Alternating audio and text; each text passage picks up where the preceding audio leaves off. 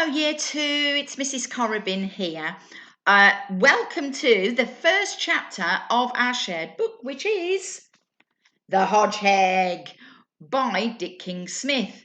Now, I have hopefully sent you the first chapter for you to read along with me. So we're going to have a look at chapter 1, and that's pages 1 to, let's have a quick look. Pages 1 to 7 of our book. So just in case you've got your own version of the book at home, if not, I've sent it to you as a PDF. So we're reading pages 1 to 7. Okay, so here we go. Chapter 1. Your Aunt Betty has copped it, said Pa Hedgehog to Ma. Oh no, cried Ma. Where? Just down the road, opposite the newsagent's. Bad place to cross, that. Everywhere's a bad place to cross nowadays, said Ma. The traffic's dreadful. Do you realise, Pa, that's the third this year, and all on my side of the family too. First there was grandfather, then my second cousin once removed, and now poor old Aunt Betty. They were sitting in a flower bed at their home, the garden of number 5A, of a row of semi-detached houses in a suburban street.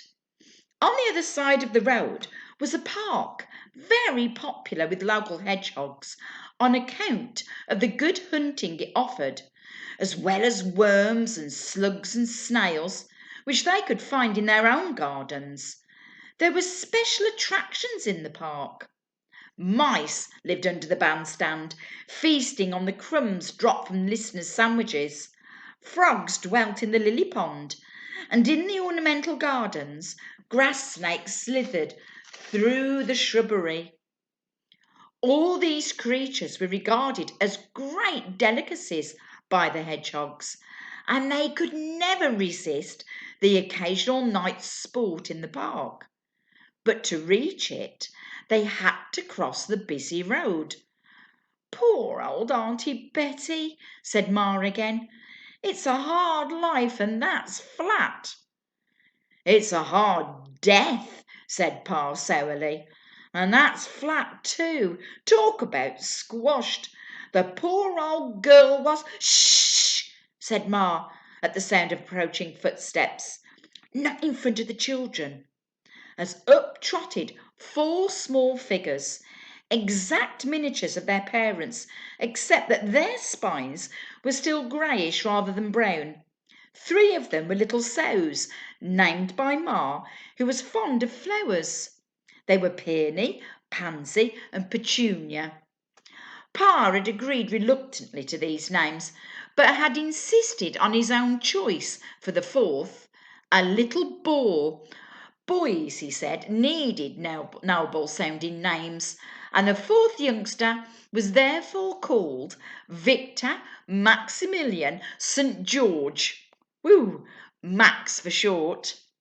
Almost from the moment his eyes had opened, while his prickles were still soft and rubbery, Max had shown promise of being a bright boy, and by now his eyes, his ears and his wits were all as sharp as his spines. What are you talking about, Ma? He asked. Nothing, said Ma hastily. You wouldn't be talking about nothing, said Max, or there wouldn't be any point in talking. Don't be cheeky, said Pa, and mind your own business. Well, I suppose it is their business, really, Pa, isn't it? Said Ma.